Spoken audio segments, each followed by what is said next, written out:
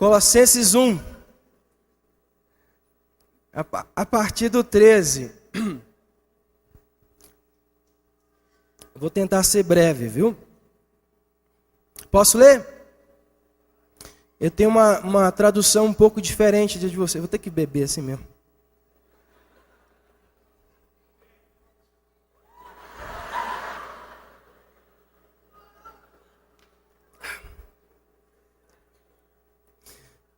Vamos ler então, gente?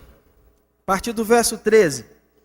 Aliás, esses versos que vamos ler agora, esses 10 versos, eram versos cantados pela igreja primitiva. Então, fica a sugestão da banda Eleve fazer um som dessa letra aqui, né? E a história diz que os cristãos cantavam esse hino. Né? Diz assim: Ele nos libertou do império das trevas e nos transportou para o reino do Filho do seu amor, no qual temos a redenção, a remissão dos pecados. Este é a imagem do Deus invisível, o primogênito de toda a criação, pois nele foram criadas todas as coisas, nos céus e sobre a terra, as visíveis e as invisíveis, sejam tronos, sejam soberanias, quer principados, quer potestades, tudo foi criado por meio dele e para ele. Ele é antes de todas as coisas, nele tudo subsiste, ele é a cabeça do corpo, da igreja. Ele é o princípio, o primogênito de entre os mortos, para em todas as coisas ter a primazia. Porque aprove a Deus que nele residisse toda a plenitude, e que, havendo feito a paz pelo sangue da sua cruz, por meio dele reconciliasse consigo mesmo todas as coisas, quer sobre a terra, quer nos céus. E a vós outros também, que outrora erais estranhos e inimigos no entendimento pelas vossas obras malignas, agora, porém, vos reconciliou no corpo da sua carne, mediante a sua morte, para apresentar-vos perante ele santos, inculpáveis e irrepreensíveis. Se é que permaneceis na fé, alicerçados e firmes, não vos deixando afastar da esperança do evangelho que ouvistes e que foi pregado a toda criatura debaixo do céu, e do qual eu, Paulo, me tornei ministro. Então, gente, eu quero fazer alguns comentários sobre esse texto. Eu consigo ver.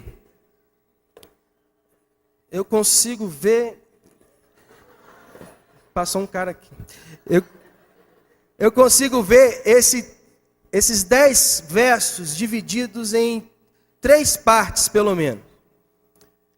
A gente vai chamar aqui de criação, redenção e a nossa participação na história. Tá bom? O verso 13 e o verso 14 falam de redenção. Ele nos libertou do império das trevas e nos transportou para o reino do Filho do seu amor. Quem se converteu mesmo, quem teve um encontro com Jesus, o Jesus da Bíblia, tem a certeza de que isso é verdadeiro. Que antes de Cristo nós vivíamos nas trevas. Era escuridão, era derrota, era rebeldia, era guerra, era uma confusão no coração. Mas depois disso, quando Ele nos chamou, e o mais doido aqui é que o império das trevas tem a ver com morte. E a não ser naquela música que algumas pessoas cantam, nenhum morto diz alguma coisa para quem está vivo. Então tem uma música aí, remove a minha pedra, me chama para fora. Eu fico pensando, como que um morto pode falar isso? Se você olha a Bíblia também, você vai entender que quem chamou Lázaro para fora foi quem, gente? Jesus. Um morto está morto, o morto não faz nada. morto sabe morrer. Sabe ficar lá, né? Então, o texto diz que Ele nos libertou. Ele nos libertou, Ele nos chamou do império das trevas para o reino do Filho do seu amor. Então, você estava mortinho. Se você não está entendendo nada, talvez você esteja mortinho agora também. Mas tomara Deus que Ele te chame essa noite. Que Ele traga você do império das trevas para o reino da luz. E isso só Ele pode fazer. E o verso 14 diz, no qual temos a redenção, a remissão dos pecados. Então, esses dois versos falam de redenção. Vamos falar agora sobre criação. Verso 15. Este é a imagem do Deus invisível, o primogênito de toda a criação. Imagem do Deus invisível. Criação. Não sei se vocês se lembram, mas teve um diálogo engraçado, que está lá em João 14, não precisa vocês abrirem, eu vou ler. João 14, 9 a 10, 9 e 10 diz assim, Jesus respondeu, você não me conhece, Filipe? Mesmo depois de eu ter estado com vocês durante tanto tempo, quem me vê, vê o Pai. Como você pode dizer, mostra-nos o Pai? Você não crê que eu estou no Pai e que o Pai está em mim? As palavras que eu lhes digo não são apenas minhas. Pelo contrário, o Pai que vive em mim está realizando a sua obra. O que o texto está dizendo aqui, gente, que Jesus, o Jesus da Bíblia, Ele é a imagem de Deus. Ele é a imagem de Deus. Hebreus 1:3 diz que o Filho é o resplendor da glória de Deus e a expressão exata do seu ser, sustentando todas as coisas por sua palavra poderosa. Quem é Jesus? Jesus é Deus, a imagem de Deus, Deus encarnado, Deus de carne e osso. E antes de Jesus, vocês sabem muito bem que o homem sempre buscou ver Deus, tocar em Deus. Mas como Deus não podia ser visto, não podia ser tocado, ninguém nunca tinha conseguido. Mas Deus escolheu encarnar. Deus escolheu ter uma barriga para ser gerado como homem. E ele teve a sua mãe, teve o seu pai, teve irmãos, teve família, teve um contexto religioso. E Deus finalmente pôde ser tocado. Poxa, imagine a alegria desses discípulos, poder tocar em Deus. Mas o Filipe aqui parece que não sabia que Jesus era Deus e que o Pai e Ele era um. O texto fala, este é a imagem do Deus invisível. Aquilo que era invisível passa a ser visível. Aquilo que não podia ser tocado agora pode ser tocado. Ele é o primogênito de toda a criação. É engraçado o primogênito de toda a criação, porque o que não é criação de Deus? Alguém poderia me falar? Vamos pensar aqui. O que não é criação de Deus?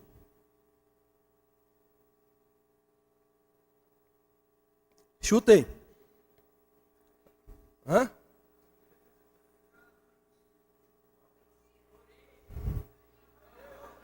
Não estou ouvindo nada.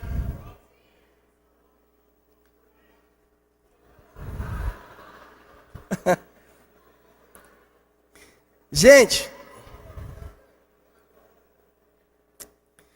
tentando ser assim bem resumido e não entrar muito em detalhe, dentro do próprio texto, vale considerar que aquilo que não é criação de Deus é a própria Trindade. Tirando a própria Trindade, vamos considerar aí a queda depois, o pecado e tal, mas estou falando da criação antes da queda. Tudo mais é criação divina. Tudo é criação divina, menos a própria Trindade, menos o Pai, o Filho e o Espírito Santo. Então, quando fala assim que Jesus é o primogênito de toda a criação, é no sentido de herdeiro, de posição, no sentido de estar exaltado acima de todas as coisas. Estão entendendo? É importante pescar isso. Quando fala, este é a imagem do Deus invisível, o primogênito de toda a criação, quer dizer que Ele é maior. Ele é maior que tudo que você pode ver. O Jesus da Bíblia, Ele está exaltado acima de todas as coisas. Verso 16. Pois nele foram criadas todas as coisas, nos céus e sobre a terra, as visíveis e as invisíveis, sejam tronos, sejam soberanias, quer principados, quer potestade, tudo foi criado por meio dele e para ele. Presta atenção aqui, no Twitter agora não. Olha aqui. Esse texto é engraçado, que parece que tem uma palavrinha que o compositor aqui, o Paulo, relatou aqui, que repete o tempo inteiro. Vocês notaram a palavra tudo, a palavra todo, quantas vezes aparece aqui? Quer ver, ó? Este é a imagem do Deus invisível, o primogênito de toda a criação. Pois nele foram criadas todas as coisas, nos céus e sobre a terra, as visíveis e as invisíveis, sejam tronos, sejam soberanias, quer principados, quer potestades, tudo foi criado por meio dele e para ele. Ele é antes de todas as coisas. E esse todo, esse tudo, esse repete. Uma perguntinha retórica. O que é tudo, gente? Define tudo para mim. Tudo. Tudo é tudo, tudo, tudo, tudo. Igual o Thales fala. Tudo, tudo, tudo, tudo. Tudo, tudo, tudo, tudo, tudo. Foi criado por meio dele. E não só isso, presta atenção, o mais legal de tudo. Ele não criou as coisas e deixou, agora vocês se viram. Não, ele criou todas as coisas.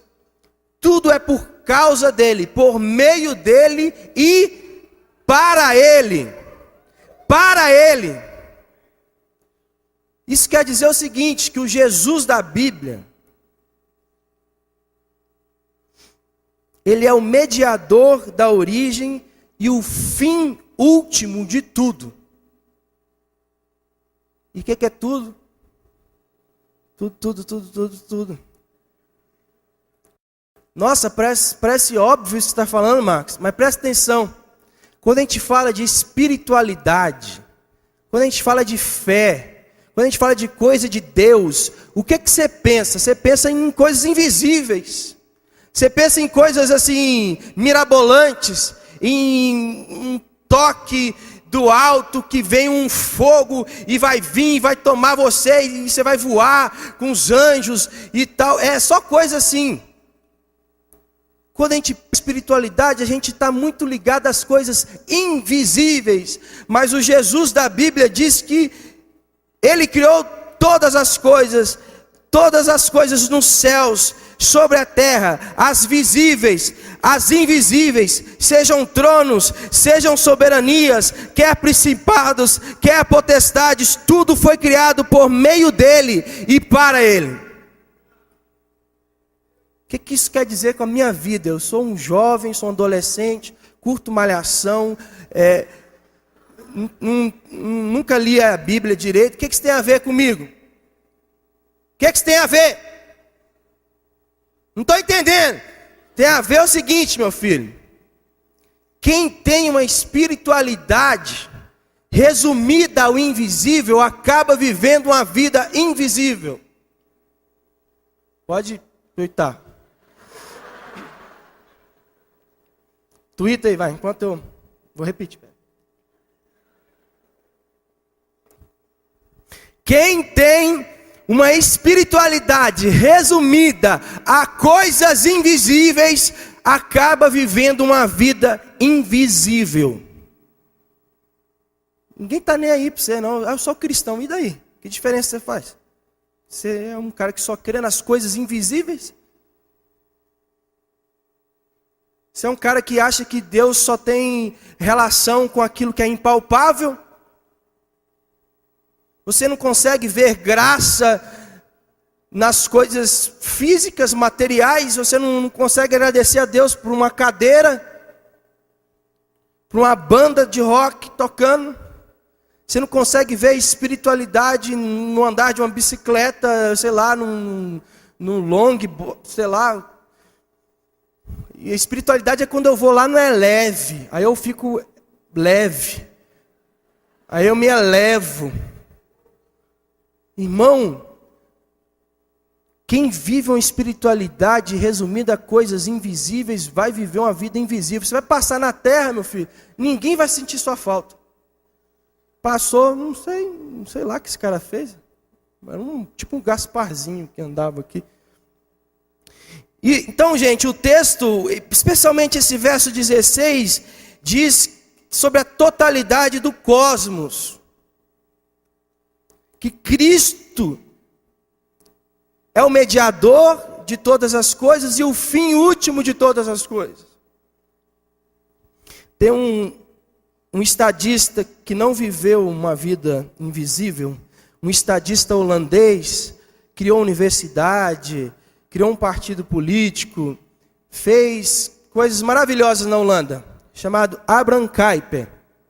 Abraham Kuyper. Ele falava uma coisa engraçada, assim, que virou assim um mote assim para entender tudo isso, um resumo disso. Ele fala assim: presta atenção. Nenhum único espaço de nosso mundo mental pode ser hermeticamente selado em relação ao restante. E não há um só centímetro em todos os domínios da nossa vida humana sobre o qual Cristo, Senhor de tudo, não clame, é meu. Você ouviu?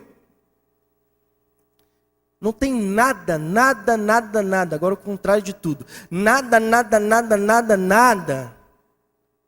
na sua vida, nos seus pensamentos, na sua inteligência, na sua burrice, na sua, sei lá o que, na sua sensibilidade, tudo que você faz, não tem nada que Jesus não olhando, não clame, é meu. É meu. Sou Senhor de tudo. De tudo. Então, gente, viver uma espiritualidade inteira e pensar em cultura, pensar em ter uma banda, em pensar em qualquer outra coisa, quando você entende quem que você está adorando, as coisas começam a encaixar. Porque a espiritualidade na íntegra é quando em Cristo vemos as coisas visíveis e invisíveis sob o governo dele. Sacou? Vocês estão entendendo, gente? Deixa eu ver desse lado aqui. Quem não dormiu ainda, levanta a mão. Amém. Ajuda aí. Desse lado, quem está vivo, acordado. Beleza? Ok. Verso 17. Acompanha aí. Ele é antes de todas as coisas. Nele tudo subsiste. Nele tudo subsiste. Mais uma vez, Cristo não pode ter sido criado, pois Ele é antes de todas as coisas, é a eternidade. Aos artistas, meus chegados, a imaginação, a criação, só é possível porque não nascemos do nosso próprio ventre. É Ele quem graciosamente nos habilita e nos permite criar. Tudo que criamos é a partir de algo que já foi criado. Isso quer dizer que nele, em Cristo, tudo que fazemos subsiste. Sem Ele, não teríamos condições de criar. Verso 18: Ele é a cabeça do corpo, da igreja, ele é o princípio, o primogênito de entre os mortos, para em todas as coisas ter a primazia. 3 palavrinhas que saltam aqui: princípio, primogênito e primazia. Em 1 Pedro 1:20, diz assim: Jesus é a razão de tudo, seu sacrifício foi preparado bem antes da fundação do mundo. Isso é muito doido, velho. Estão falando de droga ali e tal. Se o cara ler a Bíblia, velho, ele já não precisa de viajar para nenhum outro lugar. Olha essa viagem. Antes da Trindade Santa dizer haja luz, Deus disse haja cruz. Então, a cruz de Cristo não é um plano B. Poxa, o homem pecou, o que eles vão fazer agora? Ai meu Deus, ai eu, né? Ai eu. Você acha que Deus ia ser pego de surpresa?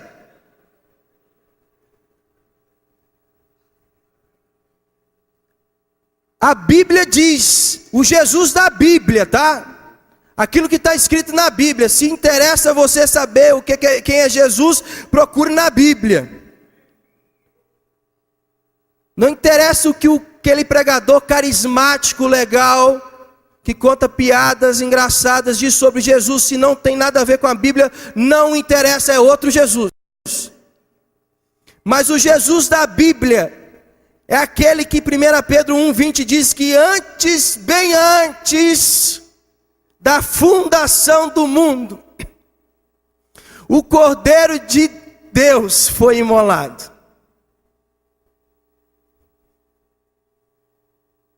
Bem antes. Então, perdoa Adão, perdoa Eva agora. Se você tinha um trauma com Adão, tinha um trauma com Eva, por que esses dois sem vergonha foram pecar? Relaxa, está tudo sob controle. Nosso Deus é um Deus soberano. Nosso Deus é um Deus sábio. E mais importante do que o haja luz, certamente é esse aqui, haja cruz. Isso quer dizer, irmãos, que aquilo que foi anunciado pelos profetas é finalmente visto pela humanidade. Num tempo específico da nossa história, num lugar específico do nosso planeta. Isso é outra coisa que a gente esquece. As pessoas veem Jesus hoje quase que um ser místico, vindo do além, vindo de algum lugar, uma força, mas esquecem de que Jesus pisou nesse chão, nessa terra. Que ele esteve aqui há cerca de 2000 anos atrás, num lugar específico, num tempo específico, com um povo específico.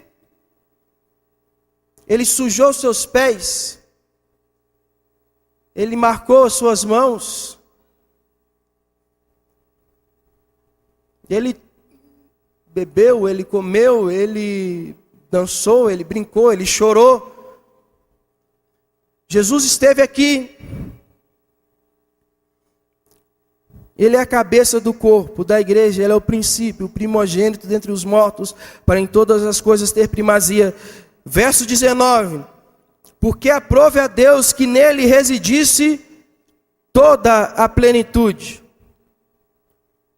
Deixa eu ser mais enfático aqui, que eu preciso voltar para casa com a consciência tranquila, de que estamos aqui diante da palavra de Deus e ela é o que interessa. O texto diz que aprove a Deus que nele residisse toda a plenitude. Não podemos aceitar, juventude aí, não podemos aceitar um Jesus menor do que este que aparece na Bíblia. Não aceite um Jesus menor do que este que aparece na Bíblia. Não deveríamos nos satisfazer com um Cristo que não se pareça com o que acabamos de ler aqui. Porque Jesus é quem Ele disse que é. Aí estão perguntando, quem é Jesus? Quem é Jesus? Jesus é quem Ele disse que é. E não podemos aceitar nada menor do que Ele disse que Ele é.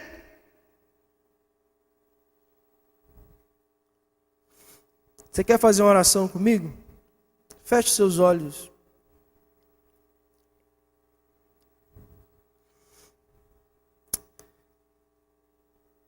Pode repetir aí internamente, não precisa ser em voz alta, mas se você concordar, diga um amém. Eu só aceito, Deus, o Jesus segundo o próprio Jesus. Eu não quero outro, apenas esse que eu quero. O Deus que intervém na história, anunciado pela palavra, testemunhado pelos apóstolos, testificado pelo Espírito Santo hoje aqui. Eu só aceito esse. Em nome de Jesus, Pai. Amém.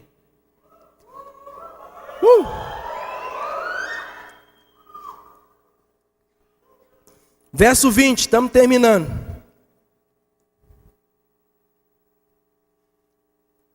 E que, havendo feito a paz pelo sangue da sua cruz, por meio dele reconciliasse consigo mesmo o quê? Todas as coisas, quer sobre a terra, quer sobre os céus. Eu poderia ficar aqui horas falando desse verso que eu sou apaixonado. E que, havendo feito a paz pelo sangue da sua cruz, por meio dele reconciliasse consigo mesmo o quê? Todas as coisas, quer sobre a terra, quer nos céus. Gente,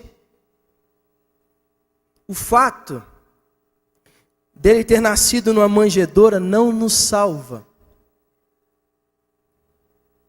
Olha aqui, é bonito. O fato de Jesus ter nascido numa manjedoura não nos salva. De ter sido tentado no deserto não nos salva. De ter curado, de ter ensinado, de ter multiplicado pães, não nos salva. De ter cuspido, ou de ter cuspido lá na terra e tal, feito um barro, jogado no olho do cara, isso não nos salva, seria uma informação a mais. Dele mesmo ter sido cuspido e humilhado, não nos salva. Tudo isso sem cruz, de nada valeria. Tudo isso sem cruz, de nada valeria. Ele é o Cristo porque deu sua vida em meu favor. Então, olha aqui para mim, sem cruz não existe Cristo. Sem cruz não há Cristo.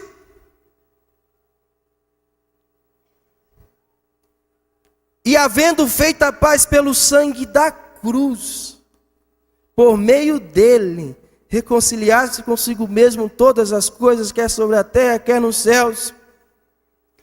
E eu estou falando aqui diante do próprio Cristo, porque eu sei que Ele vive. Então, o mais doido é que sem cruz não há Cristo. E eu estou certo de que a cruz não é um crucifixo. Então, desenha uma cruz. A cruz, aquele crucifixo ali, é o mais próximo que a gente consegue chegar do sacrifício, da obra, daquele ápice, daquele ultimato perfeito de Deus. Mas a cruz, ela não termina na crucificação. A cruz, o ápice da cruz, é quando os discípulos vão lá naquele túmulo e chegam lá e não encontram Jesus. porque ele tinha ressuscitado, como falou. Porque ele ressuscitou, como falou. Então a cruz, irmão, a cruz não é um crucifixo, a cruz é um evento mais louco do planeta, que aconteceu num tempo específico, numa época específica. A cruz é Deus reconciliando consigo mesmo todas as coisas. Você consegue entender isso? Por causa lá do pecado do homem, por causa lá da soberba, por causa da autonomia, por causa da vontade de seguir o seu próprio caminho, o homem bagunçou a criação, mas Deus amou tanto o mundo que deu o seu Filho unigênito para aquele que nele crê tenha vida eterna. E não só isso, porque a Bíblia explica ela mesma. E João 3,16 não cabe tudo que a cruz significa. Mais do que isso, ele reconciliou consigo mesmo todas as coisas. Quer visíveis, quer invisíveis. E havendo feito a paz e morrido, ele ressuscitou. Então, estamos estudando a Bíblia diante de Cristo ressurreto. E é olhando para Ele que eu estou falando dele.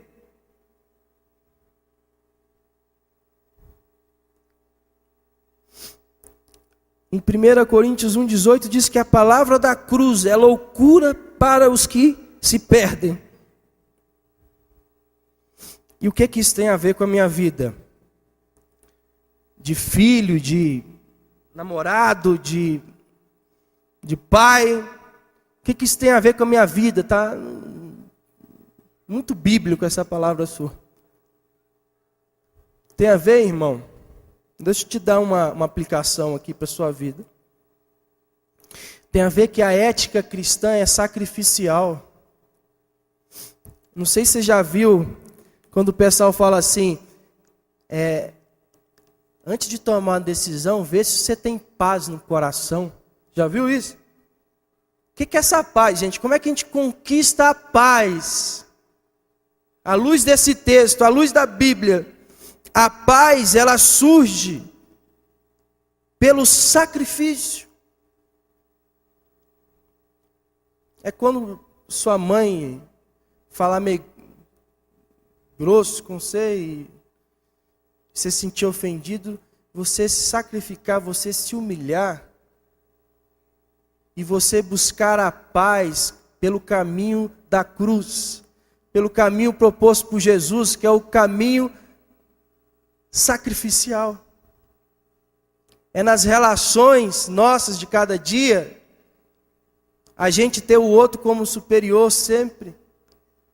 É a gente se humilhar sempre. É a gente se submeter, porque olha aqui, irmão, você já tem tudo. Se você tem Jesus, você já tem tudo. Você vai brigar para quê? Você vai brigar para quê? Você já tem tudo. Você já tem tudo, cara. Você está não com um Jesus, uma palavrinha, você está com uma pessoa que reconciliou consigo mesmo todas as coisas, e Ele é dono de tudo, você está com Ele, você também é herdeiro. Você vai brigar para quê? Se submete, se humilha, e a paz será alcançada. É isso que quer dizer o texto. Então eu fico preocupadíssimo com essa teologia que a turma está falando, da gente ocupar as montanhas e ser referencial e tal, e dominar, e ser uma referência na música, no cinema, nas novelas e tal. O cara nunca leu um roteiro na vida, o cara nunca escreveu nada, e ele, pela palavra profética, ele quer ser uma referência lá no topo daquela montanha. Você quer ser uma referência no topo da montanha? vai morrer. Morre. Se sacrifica. Se submeta, se humilha. Porque é assim que a gente vai conquistar a paz. Pelo sangue da sua cruz, pelo sacrifício. Se somos seguidores dele, nós vamos imitá-lo nisso. Se humilhe, se identifique. Se identifique, aliás, voltando lá naquela coisa do ser invisível. Vocês já pararam para pensar? Que o tempo inteiro a gente fica tentando ser invisível. Que a gente quer se tornar um anjo de tão espiritual. E dependendo da música, você sente até a asa já saindo assim. Daqui a pouco você está voando. Nossa, Deus, aí vai acabar, a semana é leve, e aí você vai sentir isso, nossa, eu vou voltar para a realidade. Irmão, lá, aquela rua, aquela cidade toda ali, ó, foi reconciliada por ele, e olha só, ele sendo Deus, ele quis encarnar, por que você, sendo carne e osso, vai querer o contrário daquilo que Deus quer? Deus quis vir aqui e habitar nessa carne. Deve ter uma coisa legal, né? Deve ter alguma utilidade, deve ter alguma coisa boa Deus ter criado o homem e a mulher, o ser humano, porque ele veio aqui para mostrar para a gente como é ser homem e como é ser mulher.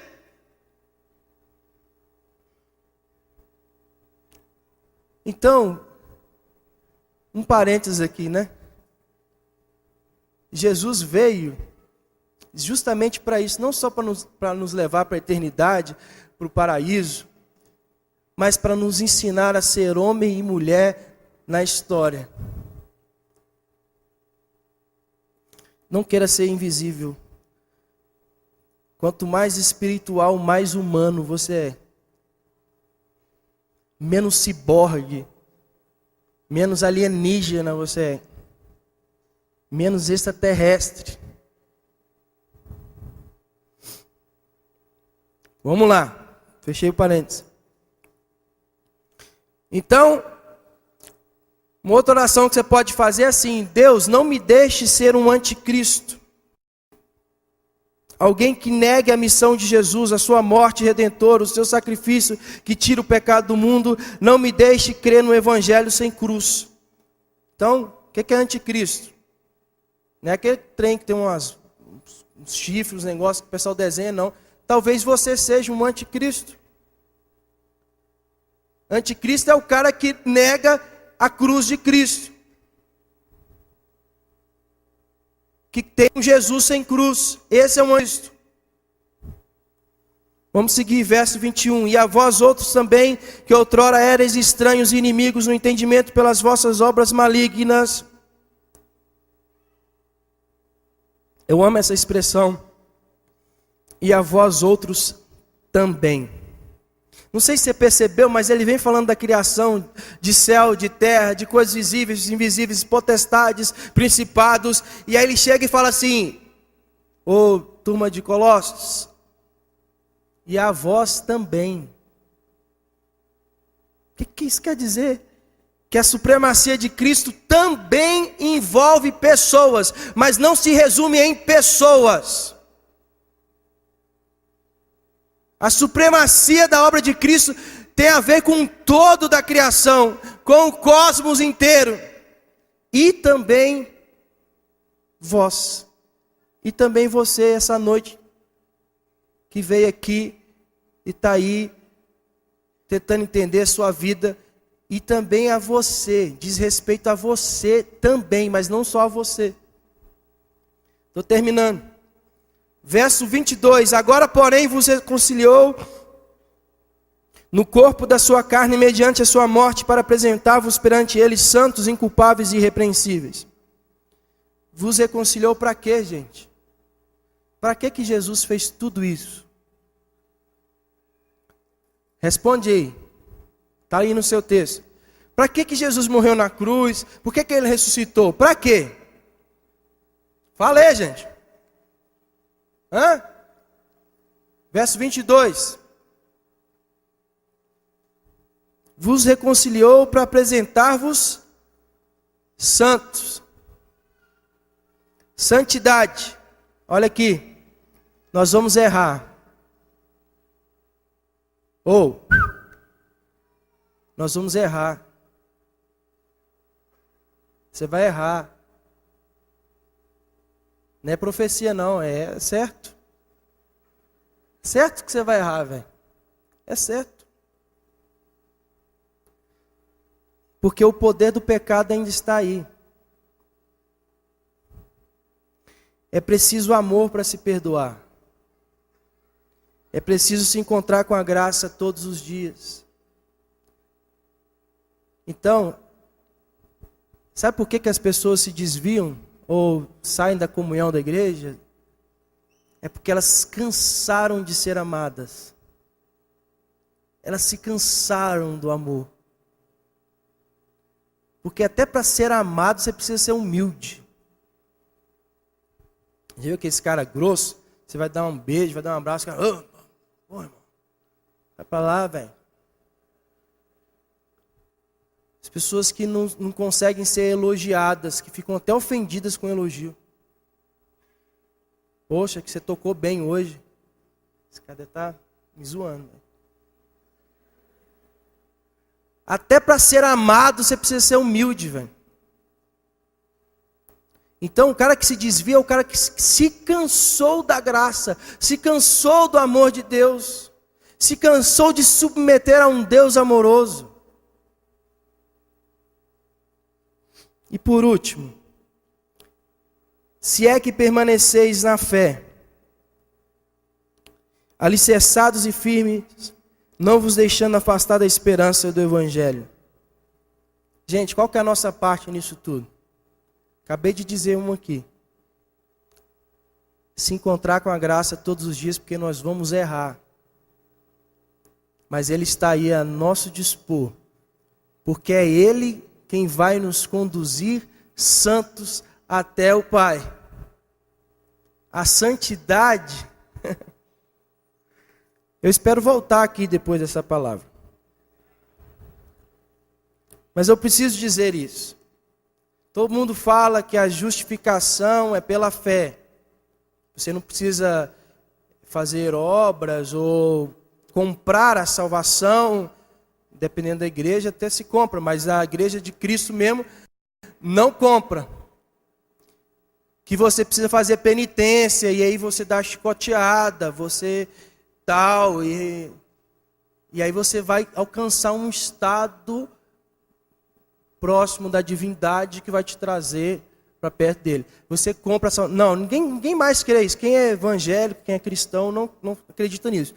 Mas alguns ainda acreditam que a santidade pode ser produzida pelo homem. Alguns acreditam que a santidade... Como que é ser santo? Eu vou fazer jejum. E eu não vou ver mais aqueles negócios que eu estou vendo na internet. Eu não vou mandar aquelas fotos no WhatsApp. Eu vou ser santo agora.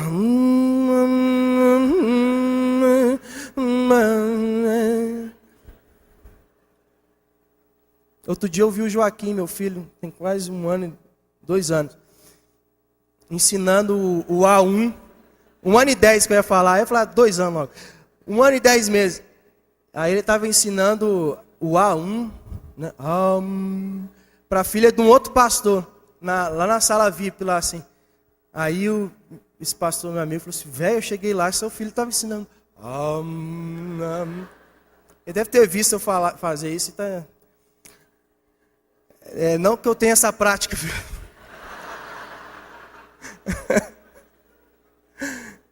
Gente, como é que se alcança a santidade? Deixa eu ler aqui para vocês. Vocês têm tempo ainda? Deixa eu só ler um segredinho da santidade aqui, pode ser? O cara se chama John Owen. Anota, compra todos os livros dele. John Owen. Ele é um teólogo puritano, um dos caras mais fantásticos da história. Ele fala assim, ele usa a expressão mortificação do pecado para falar de santidade.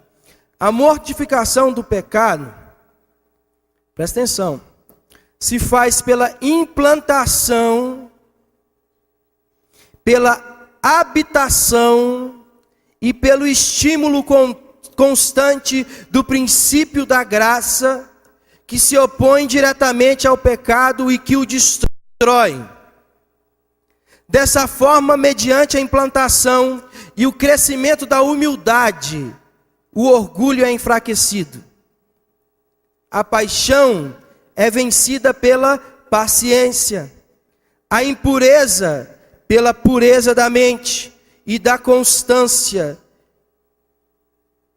E o amor deste mundo pela consciência do céu.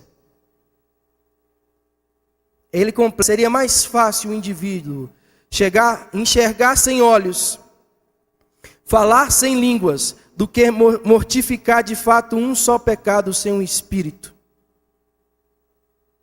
O texto diz que Jesus nos reconciliou também mediante sua morte para apresentar-nos perante Ele santos, inculpáveis e irrepreensíveis. Então isso quer dizer o seguinte: deixe Jesus te conduzir à santidade. Não é olhando para o quão ignorante você é e falando todo dia para a ignorância, ô ignorância, como você me faz mal, que você vai deixar de ser ignorante, não. É você se relacionando com a paciência e com a gentileza. Deixa a ignorância lá, vai ficar lá dentro, vai ficar lá, né, tipo um hóspede inóspito. Vai morar aí até você morrer. Não tem como expulsar esses trem da gente, não. Está lá dentro da nossa natureza. Aí o que você faz? Esquece, gente. Esquece esse hóspede aí da ignorância e começa a se relacionar com a hospitalidade, com o amor. Começa a se relacionar com a graça de Deus. Não é olhando todo dia para o site pornográfico, falando assim, ô site pornográfico, como você me faz mal. Como você... Vou dar até uma olhadinha agora, mas daqui fechou. Não é isso, meu filho. É se relacionando com coisas mais edificantes, com outros prazeres possíveis. São tantos prazeres possíveis e permitidos. Então, pare de olhar para o seu pecado e olha para a cruz. Olha para Jesus. Se relacione com o Espírito Santo. Esse é o segredo. Então, a nossa parte é permanecer na fé. A nossa parte é ir fora. Uma cultura restaurada, uma cultura redimida, uma cultura de beleza, é uma cultura fincada nesse Cristo que é Senhor de todas as coisas. E que Ele te abençoe, e que Ele te guarde, e que Ele faça resplandecer o seu rosto sobre você, e que você seja belo, que você seja inteiro, que você seja bonito, e que o mundo olhe para você e veja, existe Deus e Deus é lindo. Amém.